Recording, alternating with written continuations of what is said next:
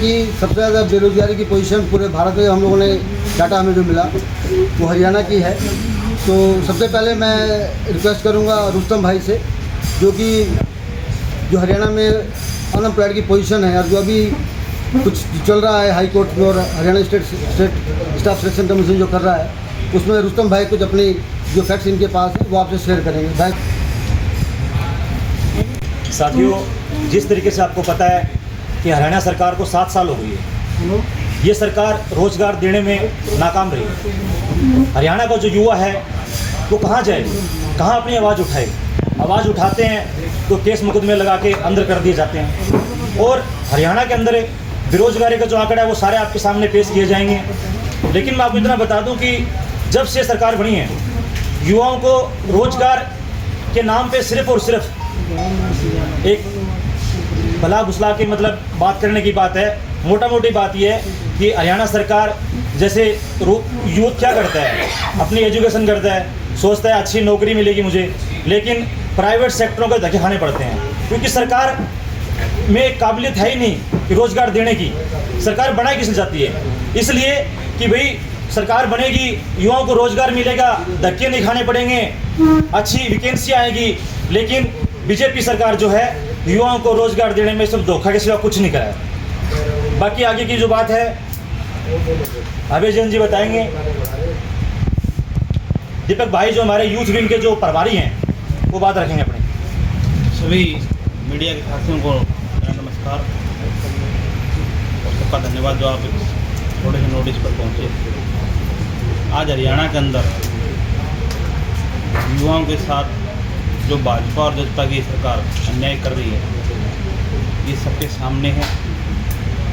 हरियाणा के अंदर एक तो महंगाई इतनी होगी कि माँ बाप अपने बच्चों को पढ़ाने में बड़ा एक्सेप्शन शासन करते हैं क्योंकि सरकारी स्कूल इतने अच्छे है नहीं और प्राइवेट स्कूल इतनी ज़्यादा है।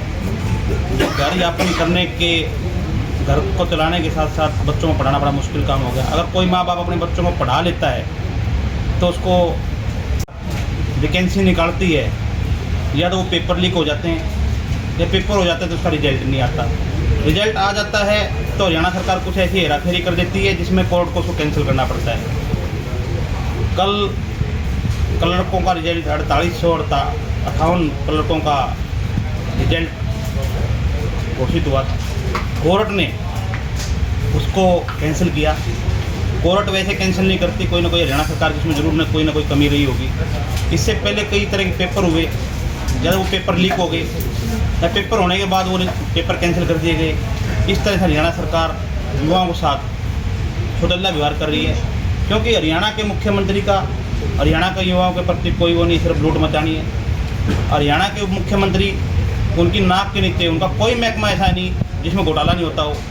कल भी एक घोटाले का 8 करोड़ के करीब घोटाले का वो आया है।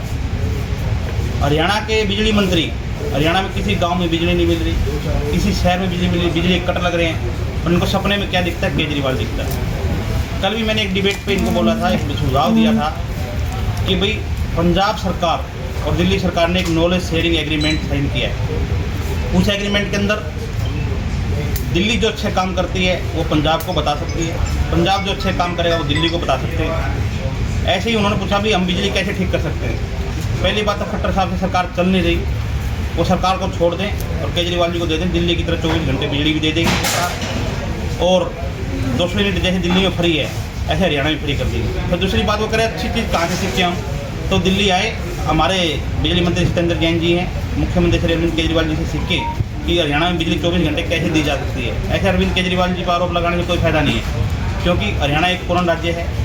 हरियाणा की जनता ने खट्टर साहब को और दुष्यंत चौटाला को चुना है, उनका फर्ज बनता है हरियाणा के अंदर बिजली दें और 24 घंटे बिजली दें, जबकि दिल्ली कोई उत्पादन नहीं करती बिजली का और दिल्ली के अंदर 24 घंटे बिजली रहती है। इन्वर्टर नामी कोई चीज़ नहीं है दिल्ली के अंदर, जनरेटर तो लोगों में बंद ही हो चुके। और महंगाई इतनी होगी, आप पेट्रोल ले लो, डीजल ले लो, दाल ले लो, चावल ले लो, तेल ले लो, आम आदमी को क्या, एक नौकरी वाले आदमी को भी देख के चलना पड़ता है, अपने खर्चे कटौती करना पड़ता है, फिर भी उसका घर चलने के लिए बड़ा मुश्किल करने का मुद्दा ये था कि युवाओं के साथ जो सुतला व्यवहार हो रहा है, मैं सभी युवाओं से, हरियाणा के युवाओं से आग्रह करूंगा कि आम आदमी पार्टी उनके साथ खड़ी। जैसे कल भी सफाई कर्मचारियों का एक मुद्दा था गुड़गांव के अंदर, उनको बगैर नोटिस दिए हटा दिया था।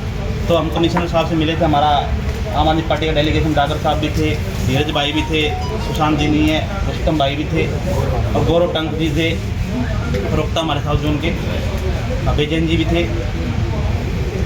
तो हरियाणा सरकार में ना तो व्यापारी खुश है, ना छात्र खुश हैं, ना कर्मचारी खुश हैं, ना महिलाएं सुरक्षित हैं। अभी जींद के जुलाना के अंदर हरियाणा पुलिस ने गृह मंत्री के इशारे पर एक दलित की हत्या कर दी। उसने 7 दिन तक वो डेड बॉडी रखी परिवार ने। हरियाणा पुलिस ने एफआईआर नहीं दर्ज नहीं की। ये क्या करते हैं, आदमियों की हत्या कर देते हैं, उसको खरीदने की कोशिश करते हैं, मुआवजा दे देते हैं। जैसे किसान, आपने लखीमपुर खीरी के अंदर देखा, भाजपा की सरकार ने पैसे के अंदर उसको मामले को दबाना चाहा। ऐसे ही करते हैं।